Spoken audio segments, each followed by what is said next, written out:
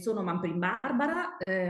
presidente FIAIP Padova, sono al mio secondo mandato, lavoro in FIAIP o comunque sono entrata nel Consiglio FIAIP nel 2013, ricopro il ruolo di presidente FIAIP dal 2017. Non era assolutamente stata organizzata la mia candidatura, ma è stata proprio organizzata all'ultimo momento per un cambio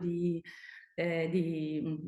di persona, nel senso che doveva essere sostituito un collega che non poteva più essere presente e quindi ricoprire questo ruolo. Mi sono approcciata in maniera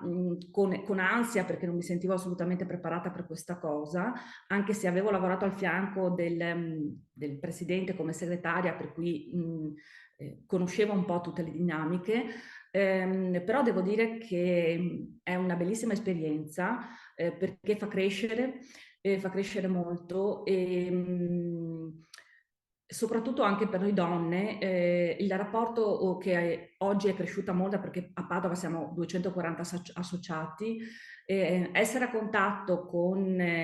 i propri associati quotidianamente, poter essere di supporto anche nelle piccole cose, nelle piccole domande, ma essere sempre a disposizione perché io ho un po' questo difetto che il mio cellulare è H24 sempre acceso e quindi non riesco mai a,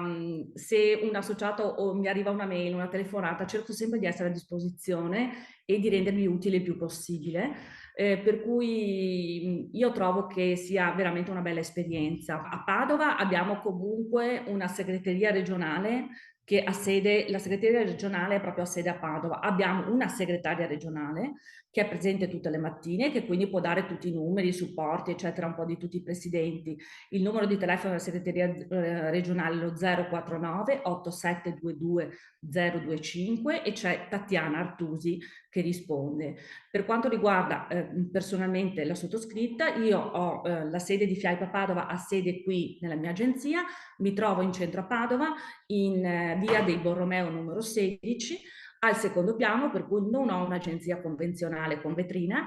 e il mio numero tranquillamente, non ho alcun problema a darlo, è il 335 600 6345.